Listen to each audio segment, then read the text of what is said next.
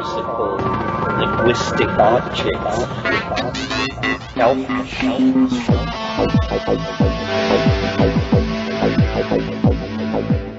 Greetings from Cyberdelic Space. This is Lorenzo, and I'm your host here in the Psychedelic Salon. Well, we've got another long program today as I'm going to finish playing that CIIS workshop we've been listening to for the past few weeks. And after that, I've got several announcements, including a major change in my Burning Man plans. But first, I want to thank Roman S. and Jacob P., both of whom sent in very generous donations to help offset some of the expenses associated with producing these podcasts. I realize that times are difficult for a lot of people right now, but Roman, and I think it's Roman, it could be Roman, but Roman and Jacob, you should both feel good about helping these podcasts reach people in over 100 countries, which tells me that we are all a part of something that seems to transcend both nationalities and culture. And to me, anything that can do that is something that should be seriously investigated. Which, of course, brings me around to introducing today's talk.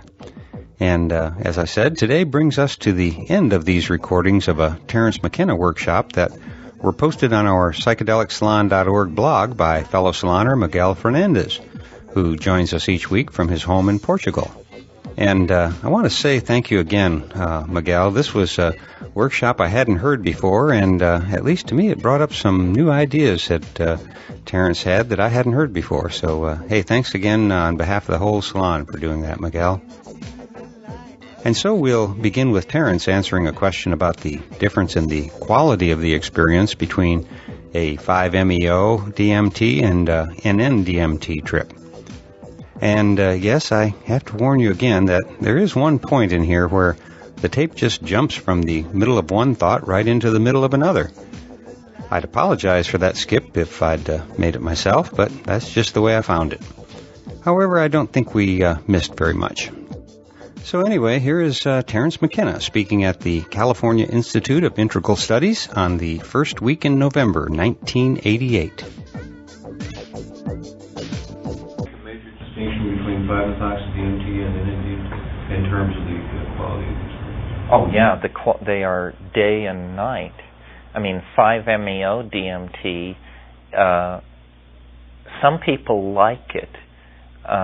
It's a feeling, is what it's been for me. It's this huge feeling that kind of sweeps through you, and it's velvety, and it's hard to describe, actually. But the main thing that I'm noticing when it's happening is I am not hallucinating. And of course, the main thing that's happening with DMT is you're having hallucinations so intense, so three-dimensional, so highly colored, so sculpturally defined that it's more real than reality. And by that I mean, if you look at this room, notice how all edges are slightly feathered. There is, at all boundaries, a slight indeterminacy. But on DMT, it's hard-edged. Everything is just defined. Sometimes people say it's as though all the air had been pumped out of the room. You're seeing it with that lunar starkness and clarity, and unimaginable objects off the art scale, and entities. DMT is the only one of these psychedelics where I have seen the entities. On psilocybin, it speaks, and it's audio. On DMT, it's you see these things, and I don't know whether it's my personal mythology. For me, DMT is the center of the mystery. I mean, I fear it, I love it, I thank God for it. I wonder if I'll ever understand it. It takes a huge mustering of courage on my part to do it, because it just is so. I mean, we talk, change, transformation, other dimension. This is not talk. when you do that. I mean, you just do not know the parameters. I feel like I know more about what could happen to me if I'm in the Amazon jungle than I know what could happen to me when I'm in that place. And after many, many DMT trips, I've finally been able to paint a picture for myself of what is happening in there and what happens for me. And I don't know anybody who's done it as much as I have. I wish people did it more and talked more about it, because boy, if there is a landscape where we need some consensus, this is it. I have been present when people did it, and they come back babbling about the same thing that I think I have encountered. I mean, they come back, and one woman said, it was a carnival. It was a carnival it was an extraterrestrial midway. And somebody else came back and said there were gnomes, there were elves, and yeah, this is getting close to it. I mean, what happens to me when I do it is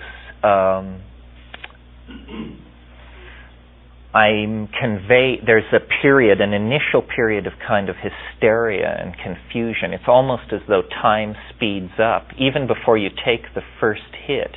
Many people say, just before you do DMT, there's this funny kind of impression in the room, almost as though there is backwash from the event about to happen. You're caught in the psychic field of this event, and everything is moving faster and faster. This is like the Q phenomenon. And then you take the hit, and it's building up in your body, and your heart is pounding and everything, and then you break through to this place, and what it's like is the first impression is of the first impression is of the sound of cellophane being crumpled. That crackling sound, as if someone had just taken a bread wrapper. Yeah. Crackle that cellophane for us. That's it. More of that. Are you there yet? Would that it were so easy. A friend of mine says that's the sound of the radio intellechy of your soul tearing out of the organic envelope. Which is what it sounds like. It sounds like your body has just been wadded up and thrown into a corner, and now you're a radio signal, approximately 4 light seconds in diameter, spreading out through an alien universe. And the next impression is of a cheer. It's hurrah, welcome, welcome. And it's them, and they're waiting, and they can hardly wait. I mean, there's a moment when they're not on me, just a moment, and then they say, "You're here, we're glad to see you, why did you stay away so long?" And then they come toward me, and the main thing for me in the DMT thing is to struggle not to go into shock of wonder, basically. I mean, because there is a tendency, a strong tendency, and for the first few trips I couldn't conquer it. I was a victim of it. I mean, I just go into this. And I would say, heart, okay, breathing, okay, but I'm looking and I can't believe my eyes, because I'm in some kind of domed place, and the impression, don't ask me why, but the impression is of being underground, even though it's a huge vaulted space and highly colored. But what is, of course, riveting my attention are these beings. And they're small, and they're like, I've described them as machine elves.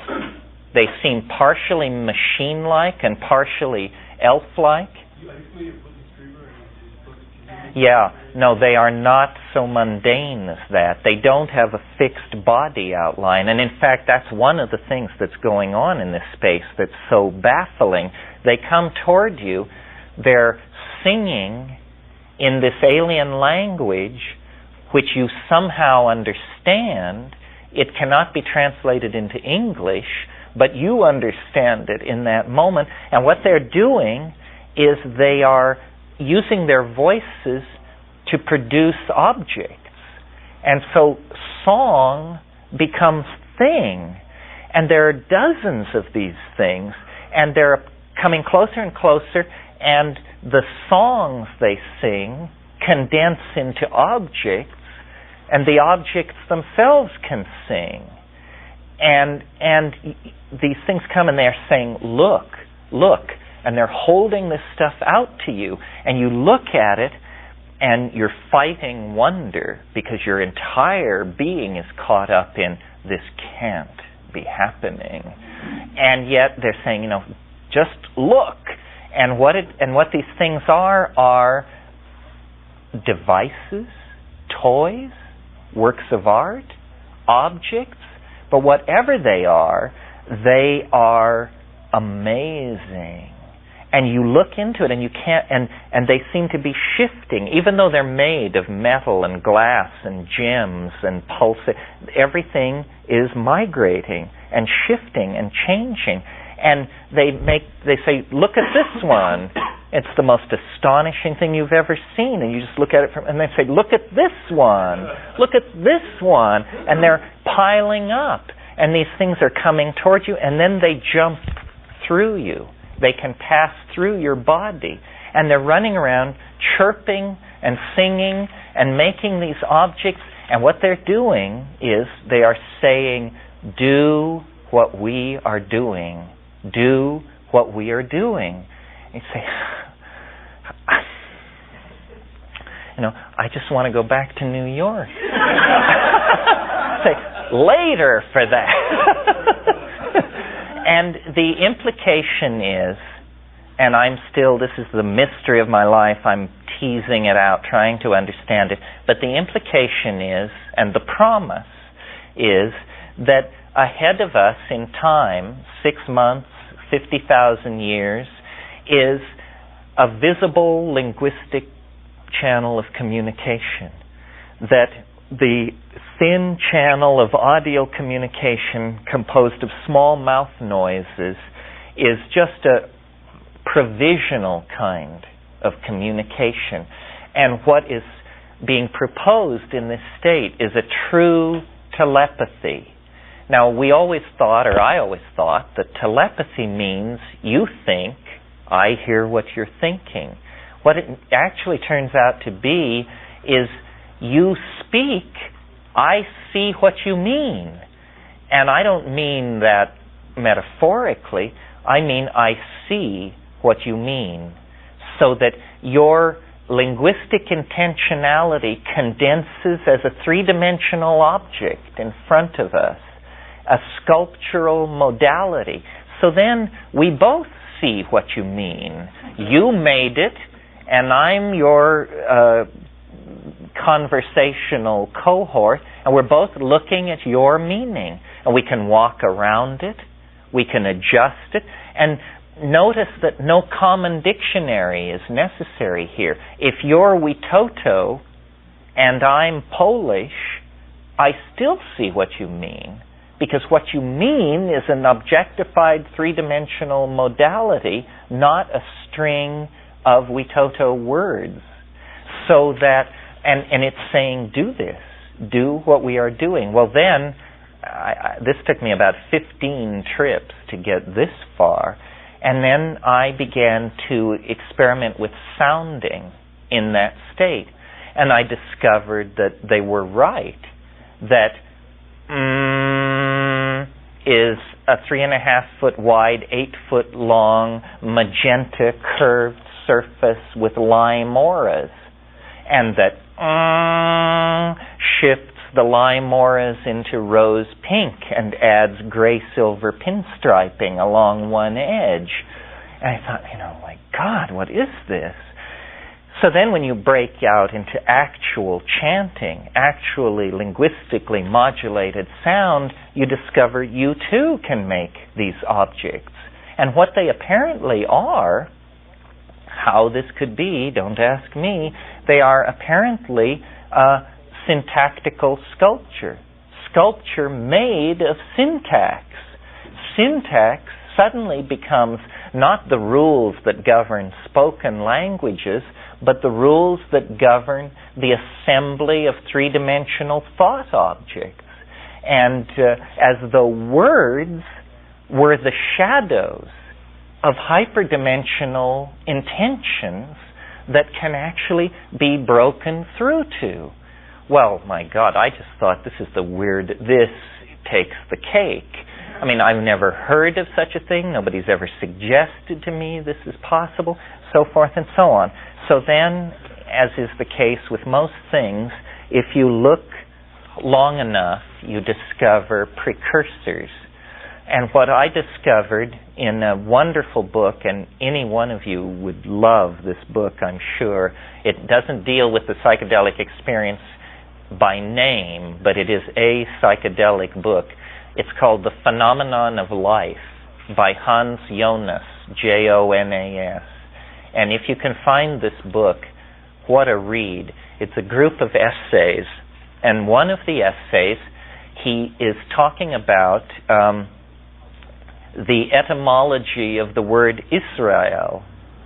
And he says, following Talmudic thinkers, that Israel means he who sees God, that this is the actual etymological basis of the word Israel. So then, did I say that we're talking now about the writings of Philo-Judaeus? Yes. Philo-Judaeus, in discussing the etymology of the word Israel, says it means he who sees God. And then he says, what does this mean, he who sees God?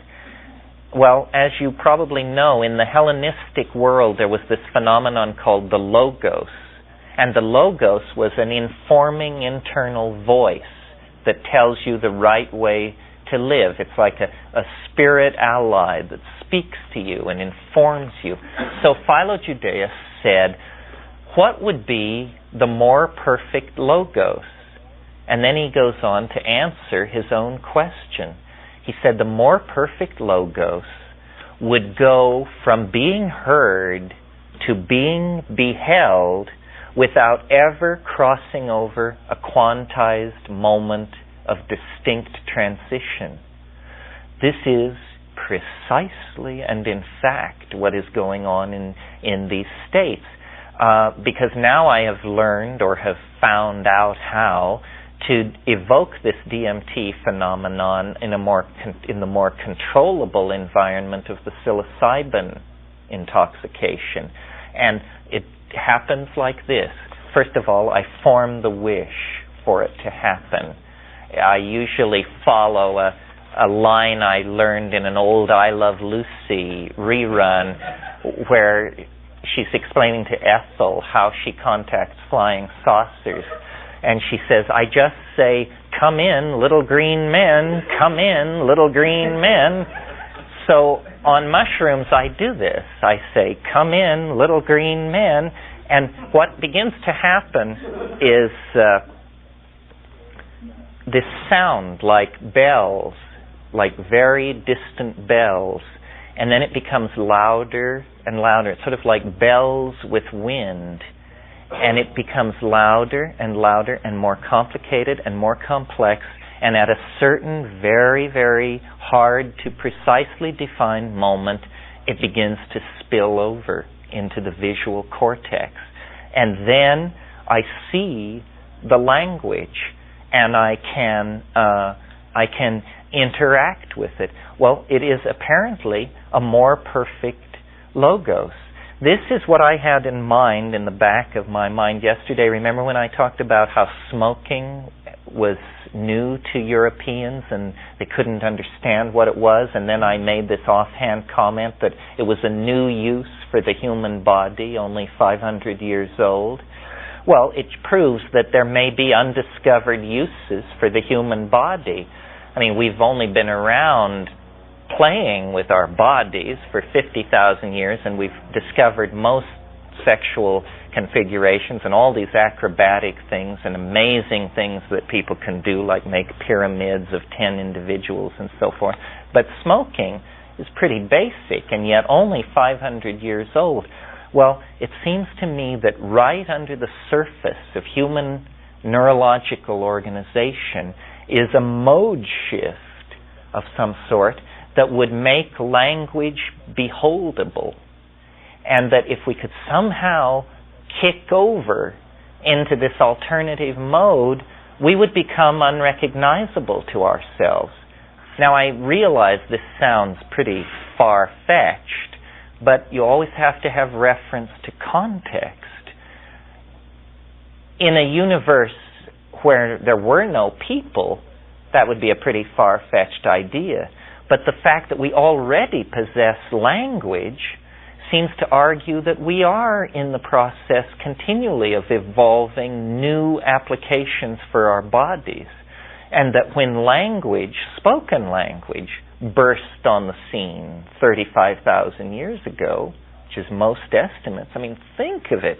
35,000 years ago, people invented language. What must it have seemed like to them? It must have seemed like a miracle. Hardly anything sets you up for it. I mean, the difference between a 9-hour recitation of oral poetry and 3 chickadees on a line is quite a leap.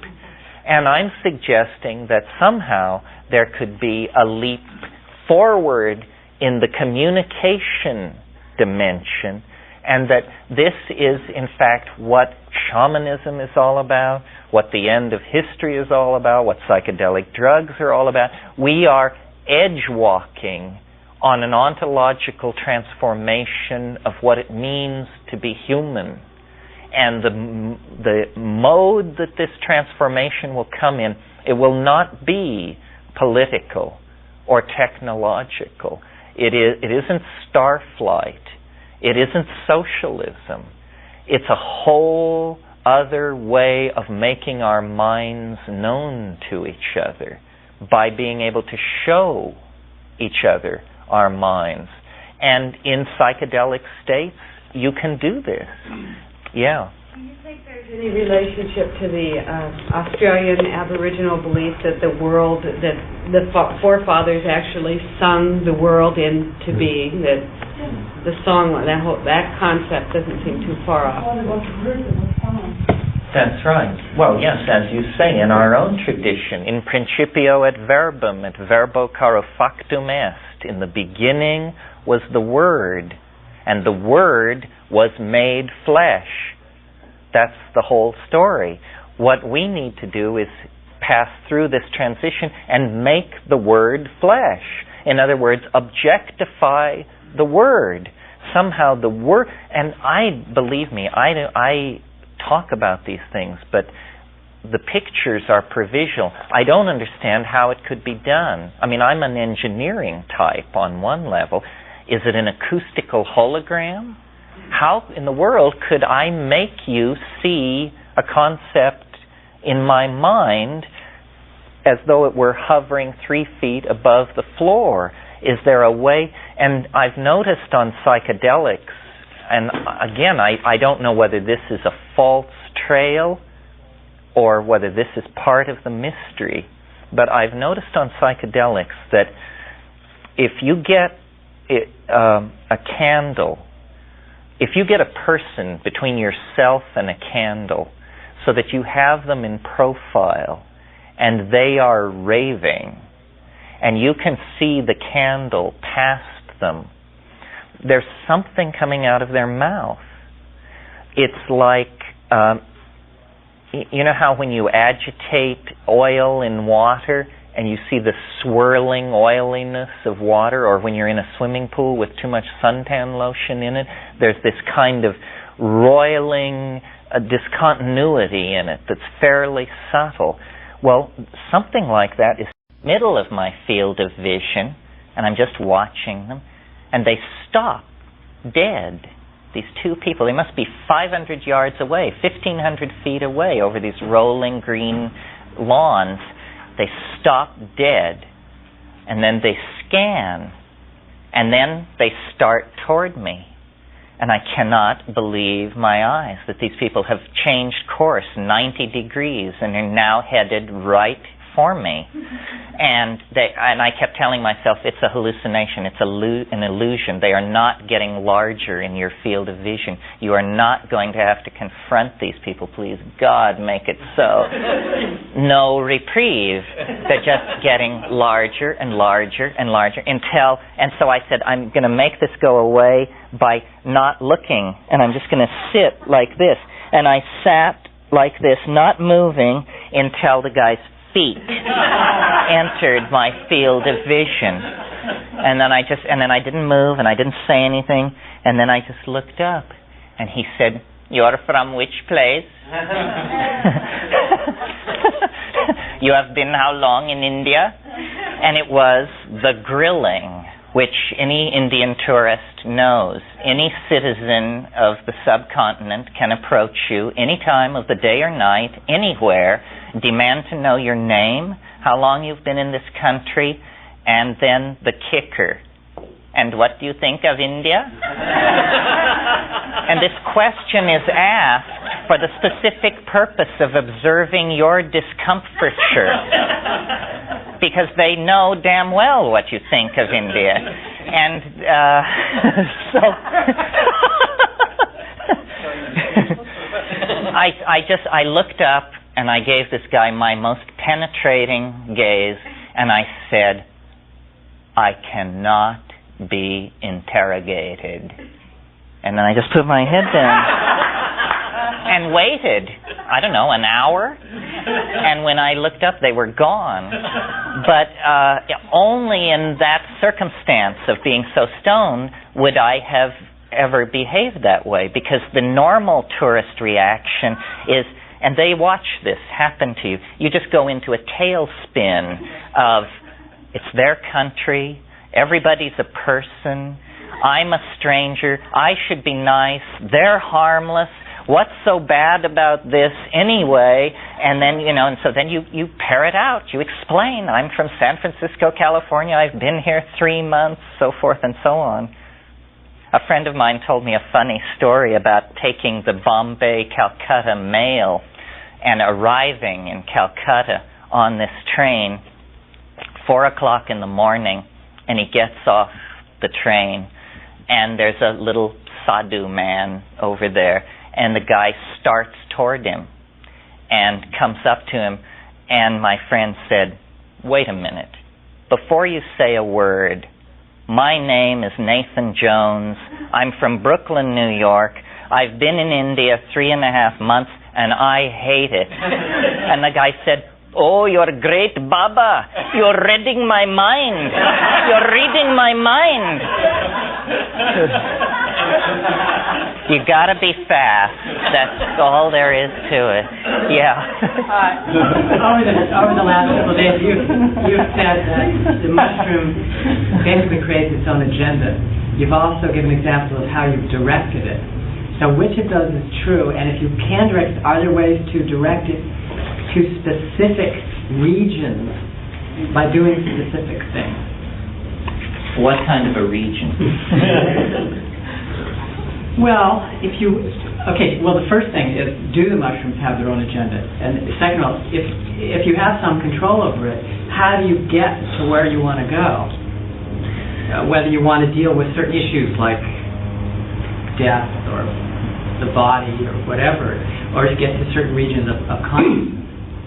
Well, it has its own agenda in that it has this, it has certain qualities, this extraterrestrial, outer space, a planetary, history is ending, apocalypse, millennia kind of thing.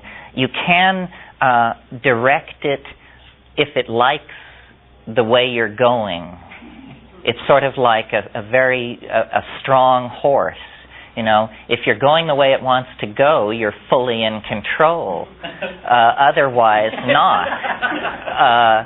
I mean, I can remember situations with mushrooms where I hadn't taken it for a long time and I fall into confusion, and it usually revolves around, am I doing the right thing, whatever the right thing is. So then I'll take mushrooms and wait until properly, and then put this question, am I doing the right thing? And it reminds me of a press conference that Lyndon Johnson had once, shortly after he became president. Somebody asked a question that he didn't care for, and he said, what kind of a chicken shit question is that to ask the President of the United States? So when I go to the mushroom and say, am I doing the right thing? It basically said, what kind of a chicken shit question is that to ask me? And I think that was a very good answer. That was what I needed to hear, I mean, are you kidding? So, it can be, my father used to say, you can drive a horse to water, but a pencil must be lead. And I think that that's sort of the situation with the mushroom. If the question pleases it, it will answer. If the question doesn't please it, you'll hear about it. And it is amazing how it gives people what they need. You know that Rolling Stones song, you don't always get what you want, you get what you need? I have a friend, dear friend, but arrogant. No doubt about it. This guy is arrogant. He definitely thinks he has the truth by the throat in most situations. And he won't take mushrooms because it gives him such a hard time. I mean, and it says, you're arrogant. You want to know what we do to arrogant people? For God's sake, lift it off me. So a certain amount of humility. It's a relationship, like to a crusty Zen master or something like that. And it is really like another entity because you cannot predict the answers. I mean, I remember a dialogue that I had with the mushroom early on where I said, what are you doing on this planet? And it said, you're a mushroom, you live cheap.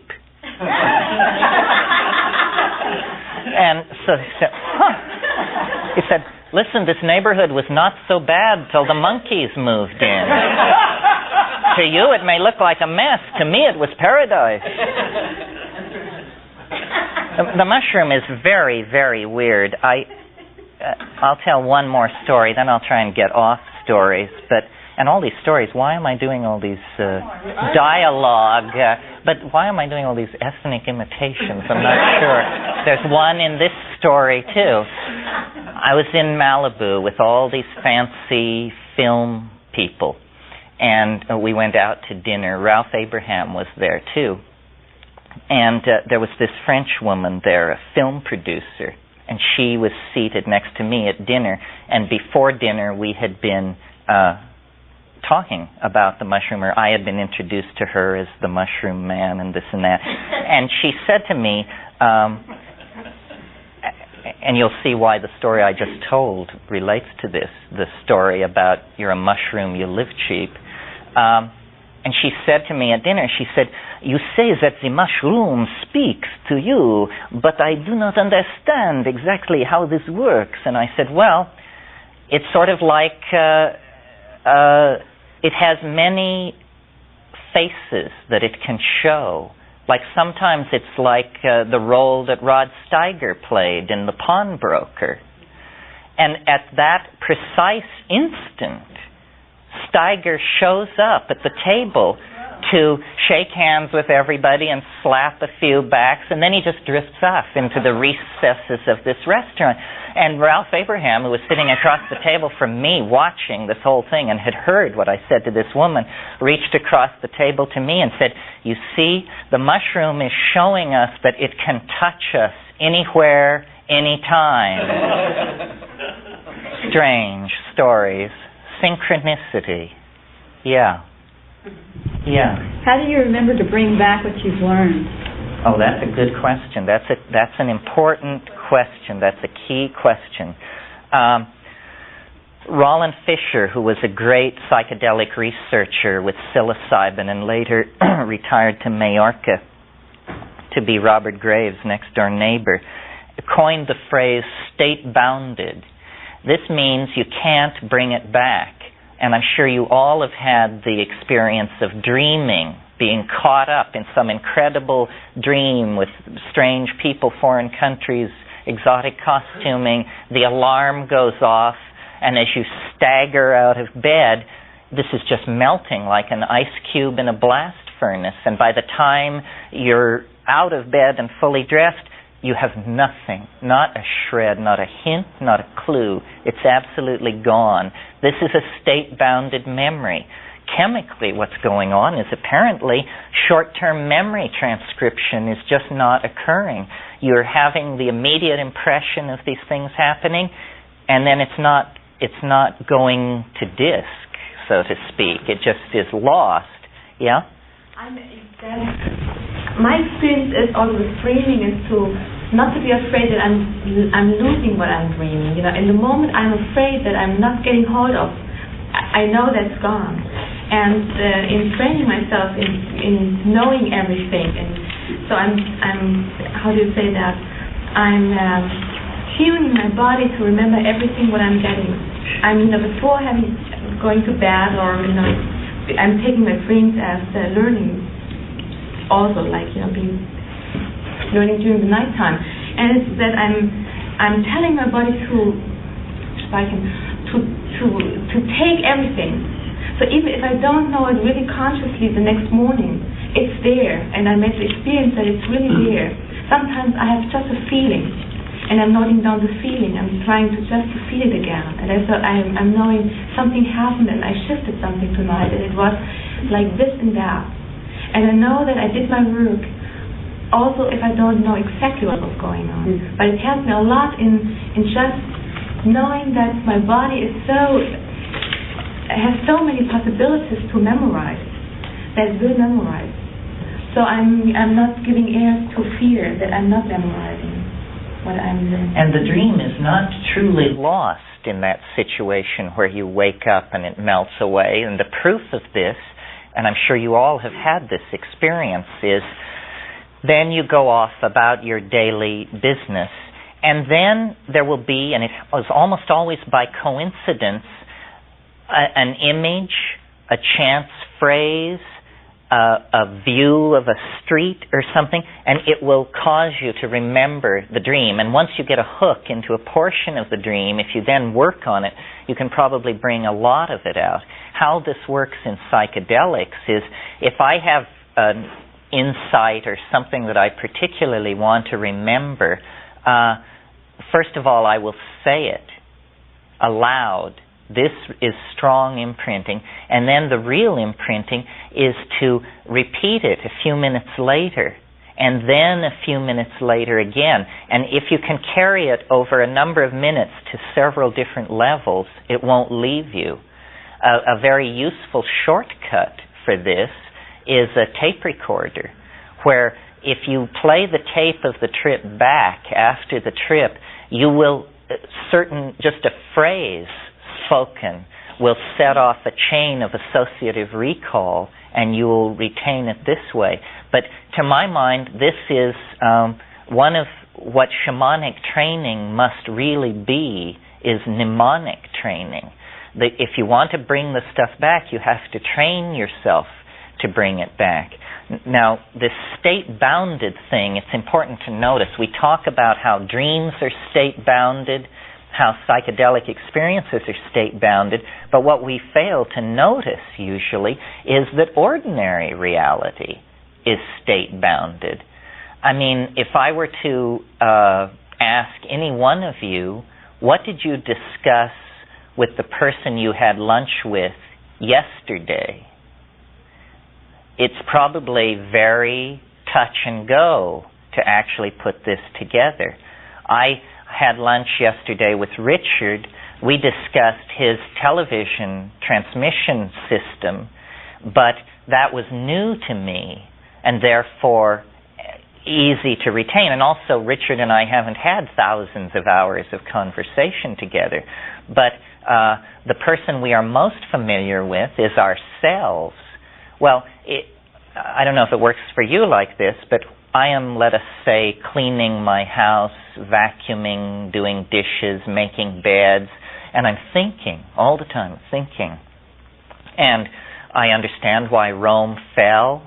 I realize what I said wrong to somebody 2 weeks ago. I recall a telephone obligation that I have to fulfill. I think about things that happened years and years ago. And then the doorbell rings, and I go to the door, and there's someone there, and they say, "What are you doing?" And I say, "Nothing." This is because the ordinary state of consciousness is highly state-bounded. We don't... One thing these Buddhists have certainly gotten right is that attention to attention is the key to taking control of your mental life. And for most of it, it's just like a river flowing by, and every once in a while we check to see if the river is still flowing by, but we don't attempt to retain it. So memory training is great psychedelic training. And of course, as I'm sure you know, there were arts of memory in the past. We are very poor memorizers because we rely on technologies to do it for us. But people in the past had all kinds of technologies for allowing them to remember things.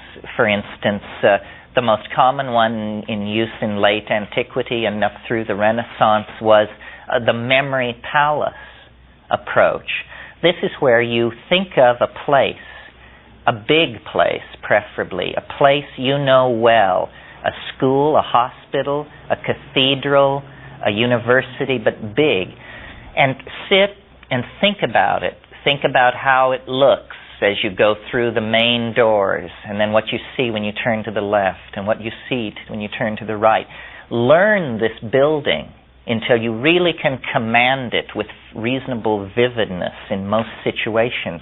Then, if you want to remember something, imagine yourself walking through the front door of this building, turning to your left, and there near the water fountain you will place an emblem of this thing you want to remember.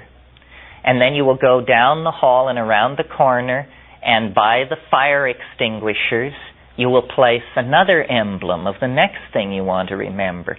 Well, then the act of remembering this long list of things is the act of mentally moving through this imaginary building that you know. And when you come to the water fountain, the clue will be there. When you pass the fire extinguishers in your mind, the emblem you placed there will be there. Now, I know this sounds highly unworkable and unwieldy, but it actually is extremely workable. And people like Catullus and Cicero, the great late Roman orators, were able to speak for hours on end with lists of virtues and vices and interconnecting causes and this sort of thing, because they were masters of this mnemonic memory palace technique.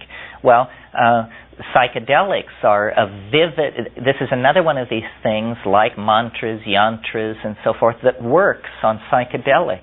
You can do this. And so when you're on a psychedelic and you have an experience that you want to remember, place it in your memory palace. And the next time you come past that point in your memory palace, this thing will be there. Now, the other trick is, any of you who are interested in this, the last word is The Art of Memory by Frances Yates, which is a wonderful woman, great scholar of Renaissance magic. And the final trick is to make the image extremely vivid, so that, for instance, if you're about to give a speech to your collegium on the 7 deadly sins, well, then one of these sins is lust. I chose the easy one because I can't remember what the other 6 are. Shows you where my problem lies. So you don't just place the word lust in the memory keeping spot. You place some vivid and shocking image. Yeats suggests the image of a nun lifting her skirts. I think this was a classically suggested one that people were taught to use. Well then, when you come around the corner and meet the nun lifting her skirts, you think, aha, lust. That's the first, and then you go on and so forth. And books, some of the most astonishing products of the medieval engraver's art are these books of what are called emblemata. Emblemata are surreal juxtapositions of things and animal parts and bodies and machines that are memory emblems, made as grotesque, surreal, and bizarre as possible in order to make them unforgettable. That was the technique. And the surrealists used this very consciously. There is something about the unexpected, the grotesque, and the surprising that is, almost by definition, memorable. And this will work very well in the psychedelic state as well. If you were asked, just like that thing with your I Love Lucy, when I did the mushroom experience, and there were certain issues, certain things I went to that ceremony with on my agenda to be healed from. And one of them was to be released from some of my early Catholic conditionings that I felt were hanging me up. And when I was in the experience, they talked about los niños, the little helpers that would come. And I asked, just like Lucy, I said, I need some help. What can you help me with? And I looked at my hand, and how could you forget something like this? The fucking blood started to come out of my hand, and right in the middle of my hand, this blood came right out of the palm and started dripping. And I'm bleeding. It's like, it doesn't hurt. I'm bleeding to death here, and this doesn't even hurt. It was like the whole suffering stuff of what Catholics are conditioned with. And I came to reality with the stigmata, and I looked at my other hand, the same thing was happening, and I was going, my God, I'm feeling this crucifixion, thing, and the St. Stephen, and my name was in the martyr, and all of this martyrdom shit I've subjected, on and on. I could talk for another 30 minutes about how meaningful that was to me, but talk about, you want an image, you want a vision, ask the mushroom God, give me a vision, I'll give you one. Oh yeah, ask and you'll receive. I'm really interested in the legal aspect of this thing. You're talking something about highly illegal. As far as the law is concerned, how do you handle it? Anybody that drives around with a license plate that says NNDMT, I wonder, are you paranoid about it? Obviously not. No, I'm not paranoid about it. If they wanted me, they should have come a long time ago, because I was much more vulnerable then. I've sort of covered my ass. Naturally, if you speak about these things, you can't do anything particularly illegal.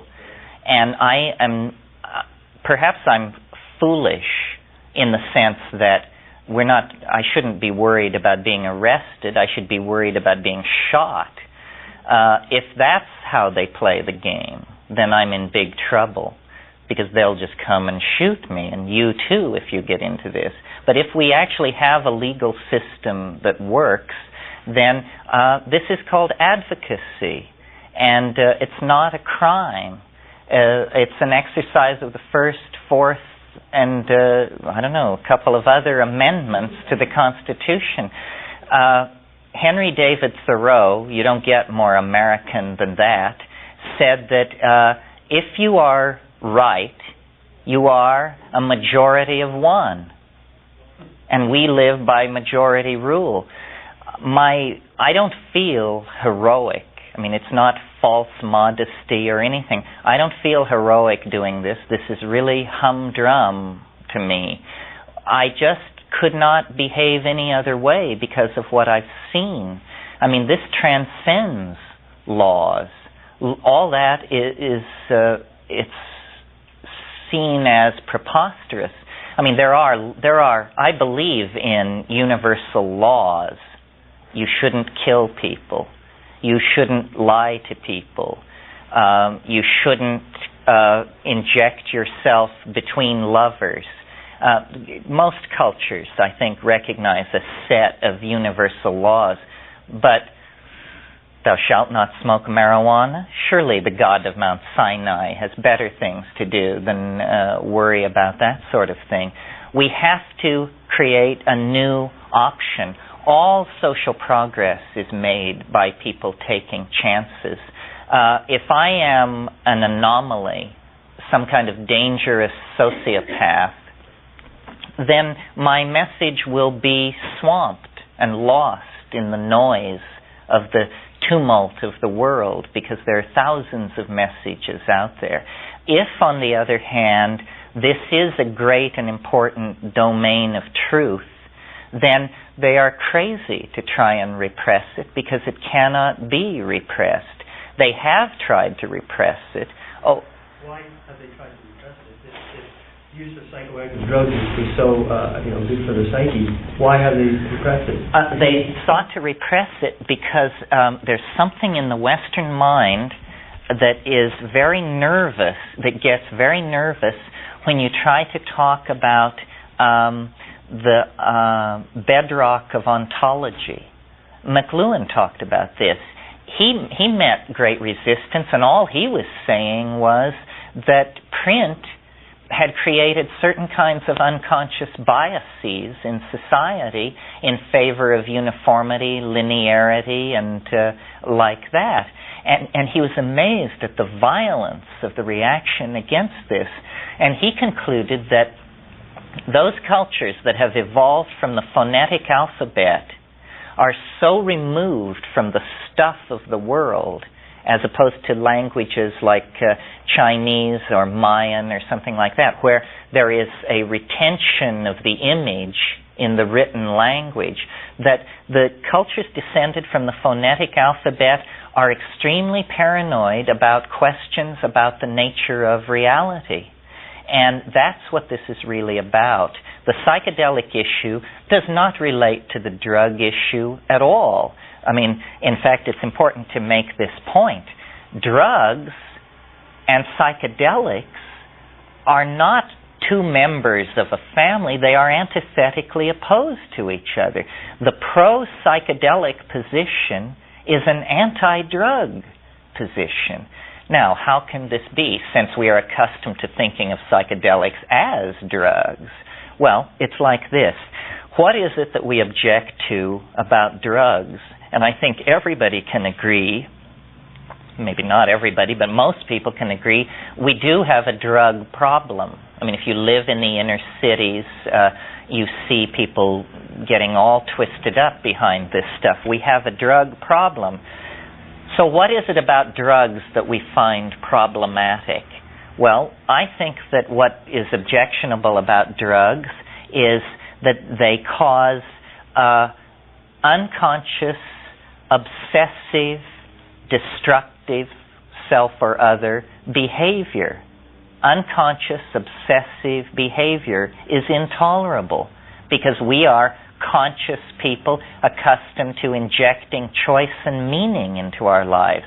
You cannot have meaning if you do not have choice. This is why we don't have to spend any time at all talking about whether the world is predestined.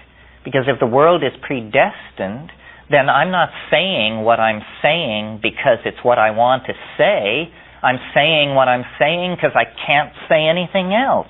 And you're sitting there because you can't not sit there. So it makes the world very dull and uninteresting. Compulsive, unexamined, obsessive behavior is the quintessence of anti-human behavior. It was Bertalanffy, the founder of general systems theory, who said, people are not machines. Then are drugs which reinforce obsessive and unexamined and self-destructive behavior patterns. Well, what do psychedelics do? They destroy behavior patterns, destroy cultural assumptions, completely hold everything up for grabs, completely throw open the possibility that reality could be any of a number of ways that are not culturally sanctioned. So in that sense, the psychedelics are almost the answer to the drug problem. And the early use of psychedelics reported spectacular progress with alcoholism. Well, now see, the people who believe that alcoholism is a disease, and I don't follow this literature closely, it seems to me this is a preposterous statement. I mean, a disease? You mean like influenza and smallpox and AIDS? Alcoholism is a disease? Can you get it if you don't practice safe sex? Or do you have to wash your eating utensils? It isn't a disease.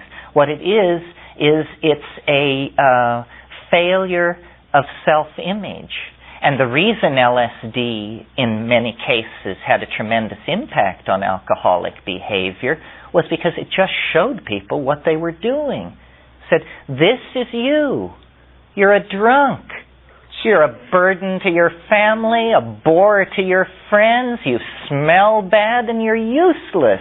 How do you like it? And so somebody said, I don't like it. I said, well, then stop drinking.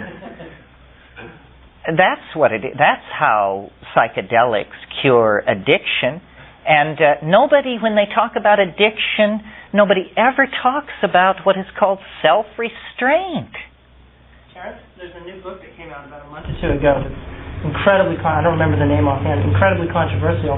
But alcoholism? Yeah, about heavy alcoholism. drinking, myth of alcoholism is a disease. Right, yeah, and the man takes the position that the last 30 or 40 years where we've seen alcoholism as a disease is just, more bullshit from the medical model.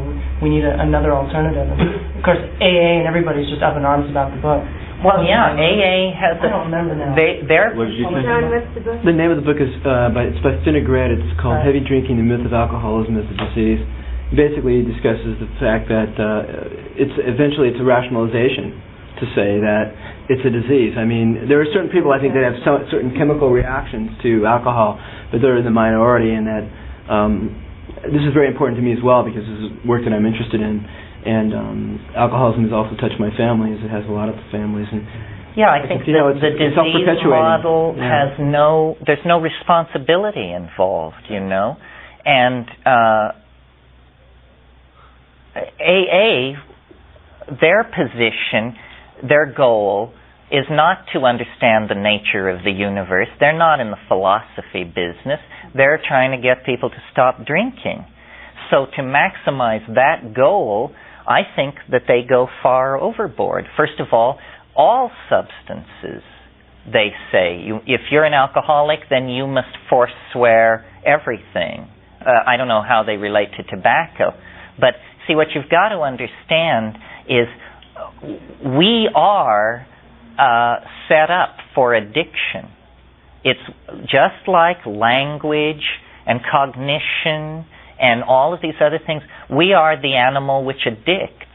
Other animals don't addict. And addiction is a way of relating to the world. We don't not only addict to drugs, we addict to each other, to chunks of territory, to behavior patterns. It's like attaching ourselves to what we see and what... Exactly. It's attachment. We attach to everything. And it's very real. It's physiological. I remember years and years ago, a woman left me for a homunculus, and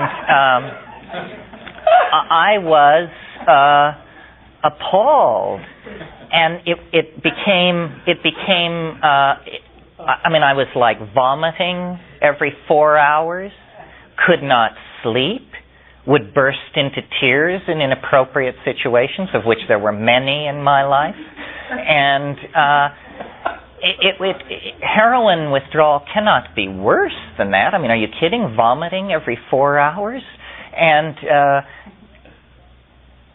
then one night, in the middle of the night, I was just frantic because I felt like when I was awake, I felt like I wanted to be asleep. When I should have been sleeping, I couldn't sleep, and I was just dragging myself to classes. I felt, this is crazy. I should turn myself in, but they don't have crisis centers for broken hearts. What are you going to do?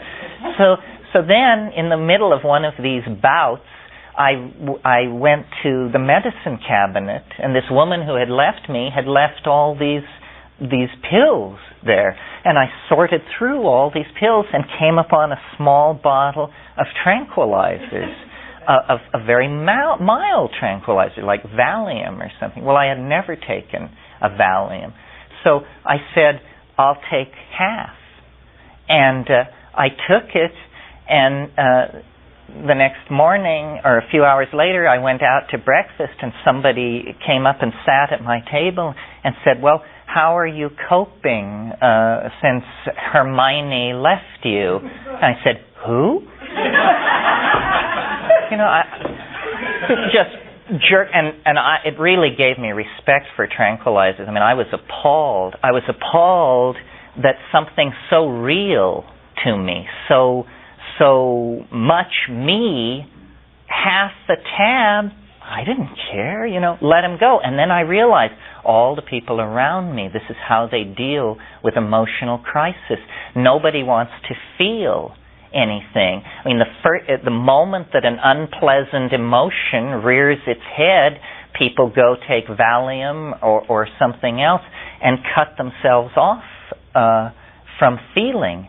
We addict to people. That's the point of that story. And when they leave us suddenly, it's just like having your heroin taken away and you become a mad thing for months, years sometimes. I mean, I still vibrate from this event, and it was 15 years ago. We addict to territory. This is war, our turf, our land. Now this arises, again, a consequence of agriculture. Before agriculture, nobody had land. Land was something you walked around on as you migrated behind your herds. Once it was cognized as an object and fixed upon, they were ready to knock the other guy's brains out for setting foot on your territory. We all do this. I mean, we are addicted to caffeine, outrageous caffeine addictions, money, sugar, praise, television. Now this is the favorite one to talk about because television is a forerunner of very insidious drugs to come. It's just the crudest and the first.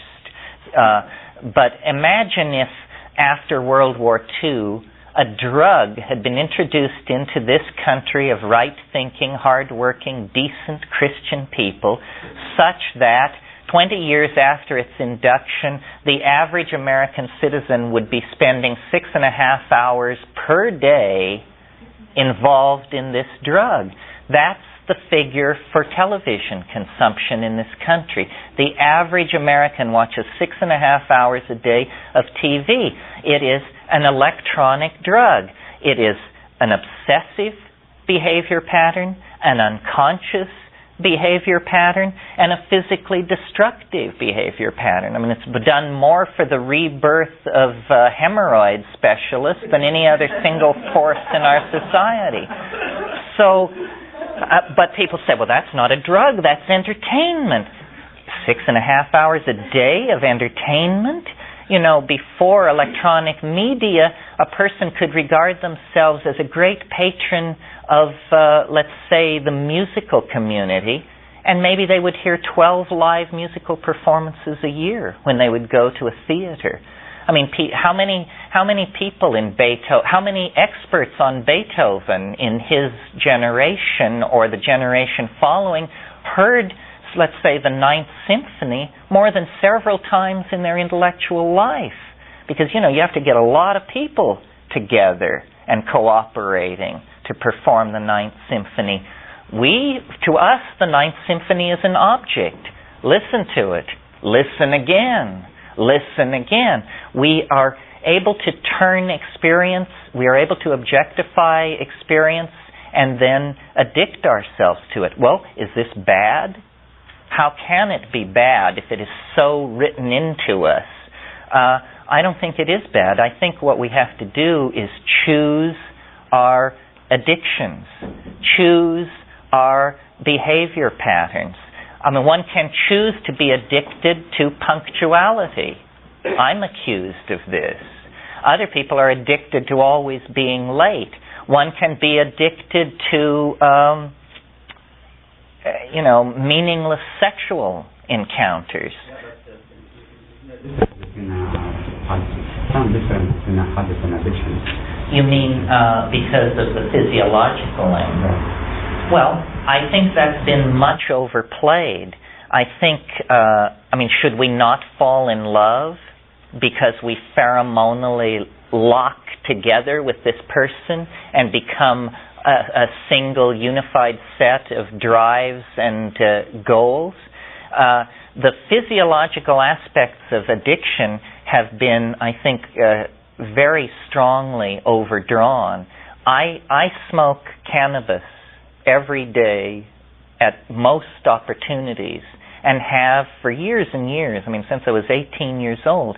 Every once in a while, I stop just to see what that's like. It's trivial. It's utterly easy. All that happens is a shift in behavior patterns. I read more. That's what happens when I stop smoking cannabis. And yet I'm supposed to be breaking out into cold sweats, wandering aimlessly through the streets of the city, staring up at lighted windows. Yeah, right. So I think we give each other too much permission to be weak in this area. What is never talked about in talk about addiction is self-restraint. For heaven's sake, just take hold of yourself. Responsibility. And if you tell people addiction is a disease, addiction is it's because you're black, it's because you're poor, it's because you're this, it's because you're that, you have just given them a whole bunch of reasons not to take responsibility for their own situation. And what is needed in these addictive situations, I think, is the shock of recognition. I believe, that if you don't take drugs, you're unbearable. And I can't think of a society on earth where people don't take drugs that any of us would want to have anything to do with. Let's take Calvinist Geneva, say. I imagine that as an example of an environment of moral rectitude. These people did not wear bright colors, didn't listen to music, never drank coffee, never smoked, forget about alcohol, sex for procreation, so forth and so on. And they are paradigms of the male ego frozen in place, didactic, paternalistic, all-knowing, filled with hellfire and damnation. Everything is seen in terms of a moral dimension that makes impossible demands on the human animal. Rather, I think what we should realize is that somehow our evolution into a civilized, self-reflecting being is caught up in these synergistic relationships that our conscious mind has with various things in the environment, so that we should choose our addictions. Now notice that addictions, to my mind, and you can argue with this if you want by choosing extreme examples, but addictions to natural substances are harmless. Let me name some natural substances that you might disagree with me on this point. I think probably the strongest one would be, people would say, well, what about opium? Surely this is the scourge of mankind. Actually, opium was never a problem in human populations until it was conceived of as a problem by British colonial policymakers who decided that they could manipulate the opium trade to get an entree into China. Alcohol was never a problem, particularly, until the discovery of distilled alcohol. And of course, heroin is distilled opium, morphine also. Sugar is a refined vegetable substance. In every case, it has required the intercession of science and technology to take harmless habits and turn them into dangerous addictions, so that everybody has a solution to the drug problem. I think what I would suggest is something called the Vegetable Drug Act, where you just say, if it's a vegetable, it's not a drug. This was the position until very recently with British common law. In Canada, mushrooms were legal. Mushrooms aren't psilocybin. Psilocybin is a refined chemical. If it is technology which allows us then to create these super powerful addicting substances, and there will be more and more of them downstream, you may be sure. So I think what we need to do is think of human beings as hardware, as the computer, if you will, and drugs are forms of software. And the software that you run determines the kind of functions that you can perform. If you run distilled alcohol software, well, then you take on the persona of the alcoholic. I believe that cannabis is probably the most harmless and benign drug around. It carries out this feminizing that I talked about. It lowers the profile of the male ego. Instead of wanting to duke it out, people just say, well, if that's your thing, And that's what we need, I mean, that practically boils down to what we call tolerance. So I think that this disruption of our relationships to psychoactive plants is what set us on the long, hard, downward path into neurosis. And it began with agriculture, with the narrowing of our spectrum of plant awareness from many, many plants down to the rye, the oats, the barley. And it's interesting that then out of this came the cultivation of, I think beer preceded wine. Beer is an older thing than wine. That comes out of the fact of having created surpluses. Because the way beer was discovered was through the fermentation of grain that was stored. If you didn't have surpluses, you would never discover the psychoactive properties of fermented grain. It's very interesting. In Nepal, the Newari people have an alcoholic beverage that when it's put in front of you, it looks like a bowl of granola. It's dry. They pour it out of a sack into your cup, and you say, this is beer? And then they come along with boiling water and pour it over it, and then you get this foamy, lightly fermented, contaminated grain water. And to my mind, that clearly is then how fermentation of grains and production of alcohol was established. Notice that it was also the accumulation of surplus from the agricultural adaptation that creates the need for defense. Because now you've got a surplus. Now you have to guard your surplus from everybody who doesn't have any. The other thing that creation of surpluses caused was the invention of barter and money and this sort of thing, because now you have something that you can trade for something that you don't have.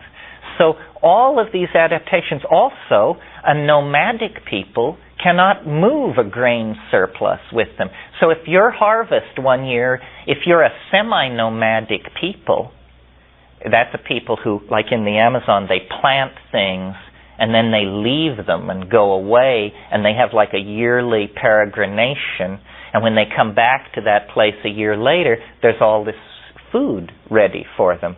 Well, imagine a nomadic people who were doing that kind of quasi-agriculture with cereal, and then there's 1 year of great weather and great rainfall, and when they arrive at their little wheat patch, so much wheat has been produced that they can't move it.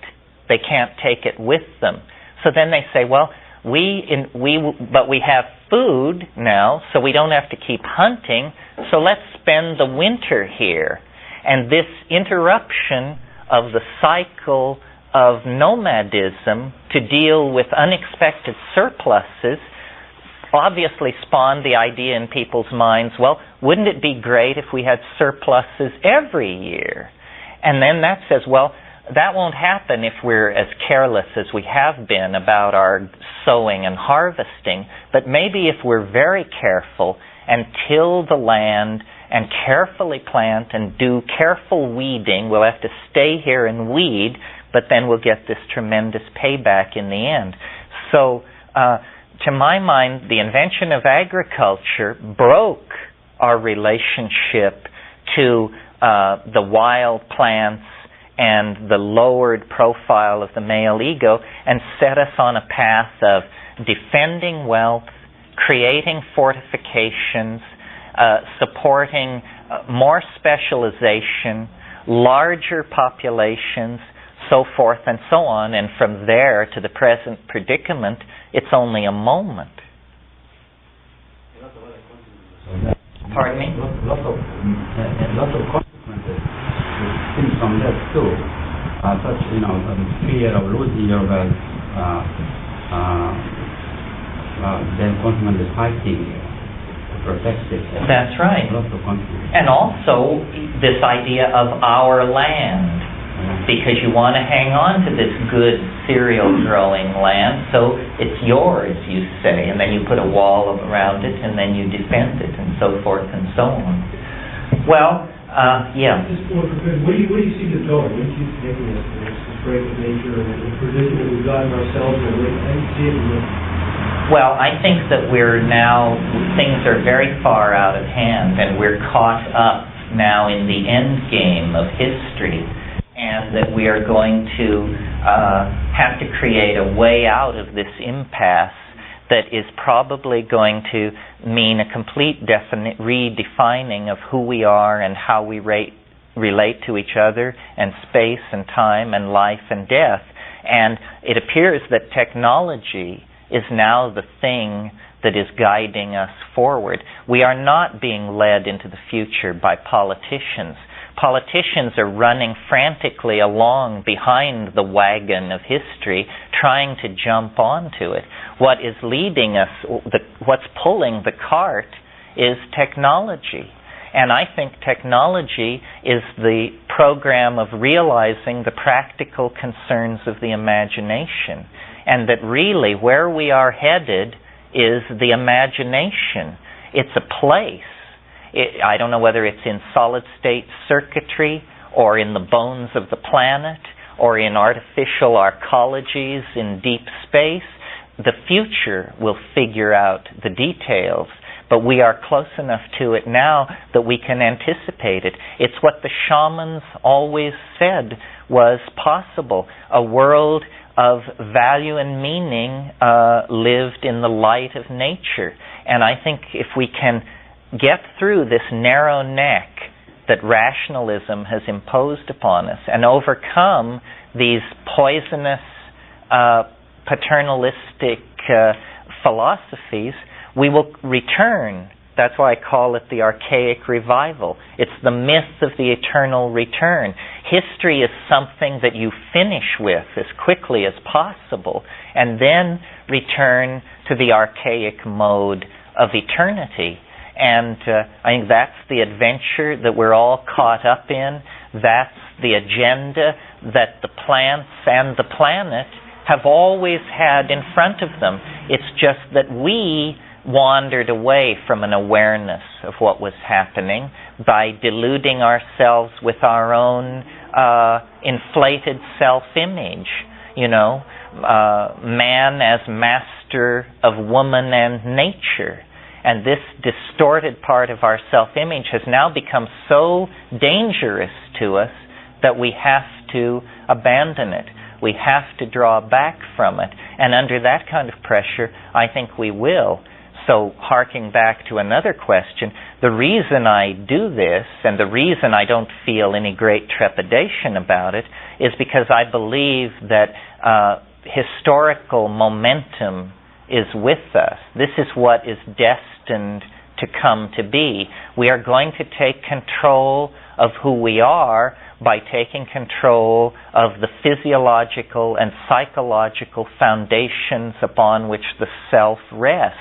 And that means the chemical re-engineering of ourselves into the state of Edenic innocence that was lost when we set out on the long trail of the sword and the hoe, basically.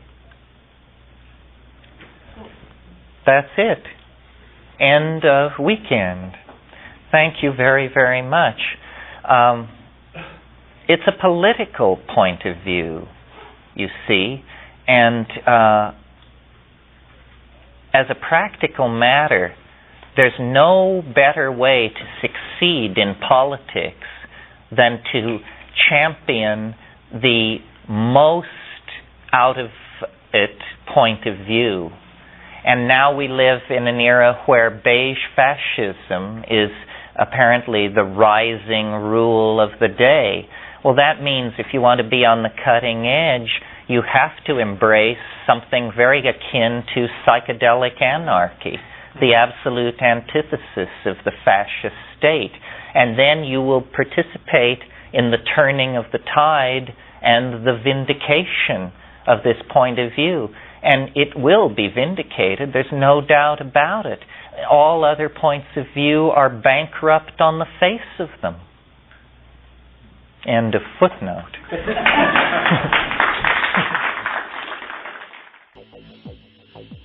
You're listening to the Psychedelic Salon, where people are changing their lives one thought at a time. I guess I should touch on something one more time here, and that is Terence's great descriptions of what he sees when he's in DMT space. It was only a year or so ago that I had an experience that finally made me realize that what I was seeing was what Terence had called jeweled, self-dribbling basketballs. Now, there's no way I would have originally described what I was seeing in that way, but as I was having the experience and thinking about what words could describe it, I remembered those words of Terence and saw how they could fit, but still, it wasn't how I would describe the experience. What I'm getting at here is the fact that we seem to keep saying how ineffable these experiences are, and then we still go on and try to describe them. But the downside of us doing that is that we may be causing others to think that they aren't having a genuine experience if they don't see what they're expecting to see. Well, I've now learned that even if you have had a certain experience before, it may not be anything like that the next time you use the same substance. One of the things I've been trying to do to make sense of some of these experiences is to use the technique that Anne Shulgin talks about relative to our dreams. And that is to not get hung up on the details of what happened, but rather focus on the emotions that come up as the result of your dream, or as the result of a psychedelic experience. How did it make you feel? That's what I want to know. That's something we can talk about, because there's simply no way, at least right now, for us to share those intense internal visions that sometimes show up. Another thing I'd like to comment on is what Terence was saying about using a tape recorder on your journeys. I've done that for a long time now, and while there isn't anything on them that would make the least bit of sense to you, when I hear one, even from 10 years ago, I can bring back huge pieces of that trip. And in some cases, my descriptions of the visual patterns I was seeing can even bring those back to me. So if you haven't tried that yet, you might want to consider it. After all, hey, what's the point of going down into the mine if you aren't going to bring any ore back? But to tell the truth, that's all too much of a heavy trip for me to even think about right now, and so I think we ought to move on. In fact, to lighten things up a bit right now, I'd like to play a short song that was written and performed by fellow Saloner, Trannon Global. And after we listen to it, I'll, of course, have to add my own 2 cents about it. So here's Trannon's song right now.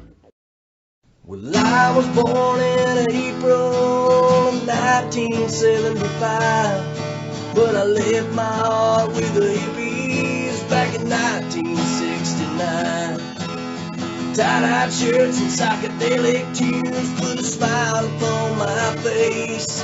It's a shame that I was born 30 years too late. I wish I could have been on board the magic bus with Ken and all those merry pranksters. What fun it would have been. What I wouldn't give to see old Timothy Leary smile while tripping out on LSD in a Millbrook country mile. When I find myself going down the road feeling bad, I just turn up, tune in, and space out to the songs of the Grateful Dead. It's a mystery I should have known, a history of fate. A shame that I was born 30 years too late. I could have gone to San Francisco with a flower in my hair. Could have danced in the rain in Woodstock while the pot smoke filled the air.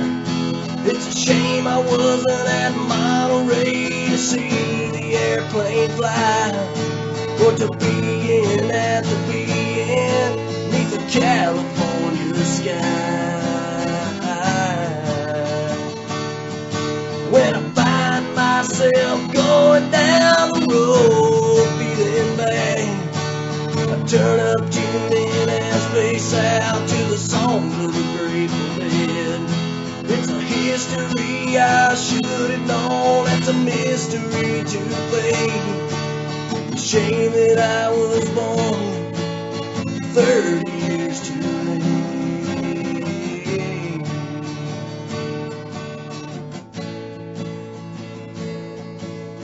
30 years too late. 30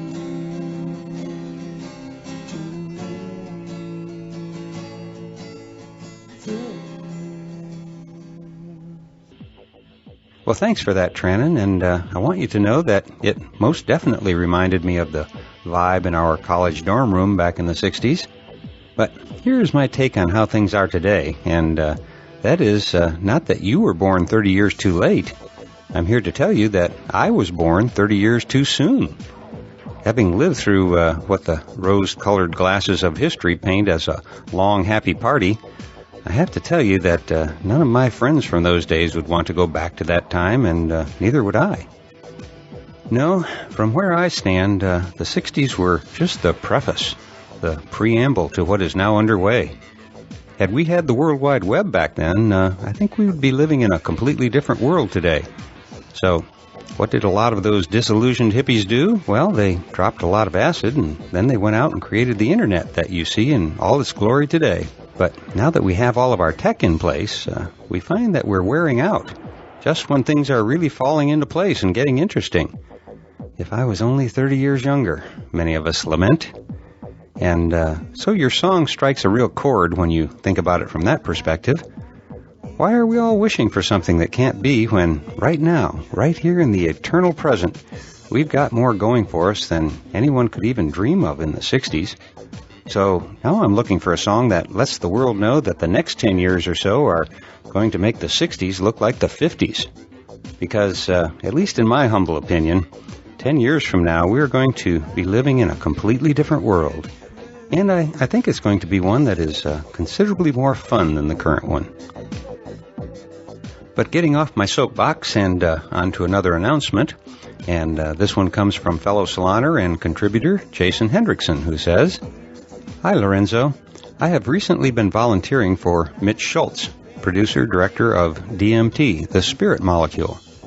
As you are probably aware, this is a documentary still in production based on the research and book of Dr. Rick Strassman, who is also a producer on the project. The film is still in need of funding, and they recently got approved for nonprofit status, which allows contributions made to be tax deductible.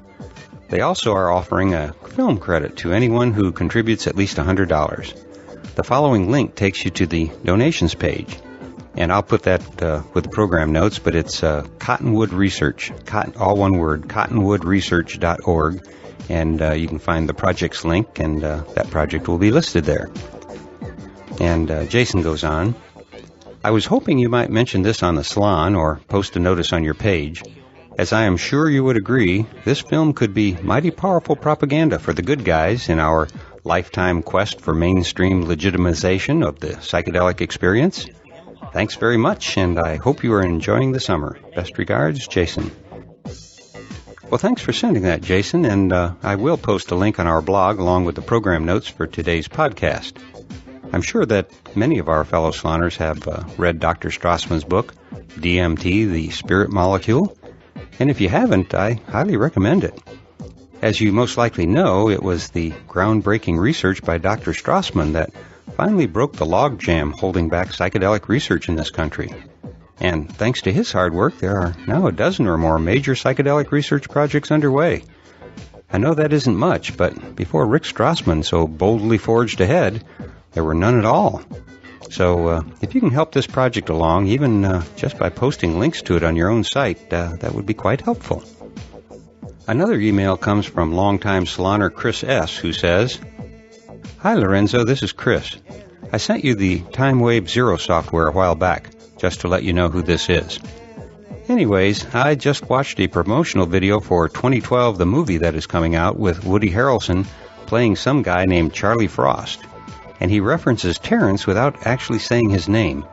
I was just waiting for him to say it, but no go. Anyway, here it is. And I'll put that link out on the website, too. It's one of those esoteric YouTube links that you can't spell out. And he mentions that Woody starts talking about Terrence at about the 53-second mark.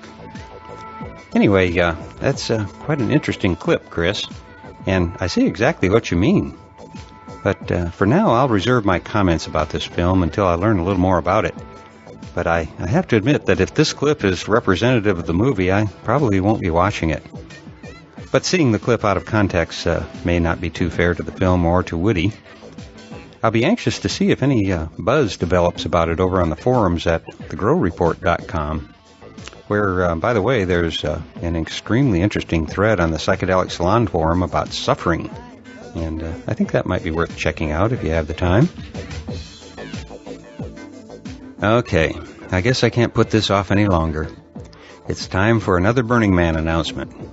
Now, if you aren't going to the burn this year, then this probably won't be of any interest to you, but for our fellow Saloners who are going to be setting up camp on the playa this year, I've got some bad news. After all of the wild hoopla that Bruce Damer and I created about our gigantuan McKenna and Leary extravaganza at this year's burn, well, we're going to have to cancel it. There are a lot of reasons for this, but the bottom line is that due to both of us having some unexpected changes in our lives, neither of us, and for different reasons, aren't going to be able to make it to Burning Man this year. But don't worry, it's nothing serious in either of our cases, just some things that are taking a lot of time and resources from us. And for what it's worth, we haven't completely abandoned the Leary and McKenna project. In fact, we've decided to develop the concept a little more slowly, and we might even take it on the road to some more manageable venues, like local theaters or college campuses. And then hopefully we'll eventually get it to Burning Man once we get it fine-tuned. As you may guess, it hasn't been easy to make this decision, and for our fellow saloners who are still making plans to attend this year's burn, I really wish there was some way to make it up to you. So far, the only idea I've come up with is this. In a few weeks, I'll be introducing a new website to support my novel, The Genesis Generation, and it's going to be much like Dig, but with the ability for you to organize your own groups of friends. So I've set up a Burning Man 2009 group that is restricted to fellow saloners who are actually attending this year. And hopefully through that you might be able to coordinate some meeting places and things like that. I've set it up so that only those going will actually see the discussions going on until you want to make them public. But how do you get in, you ask? Well, simple.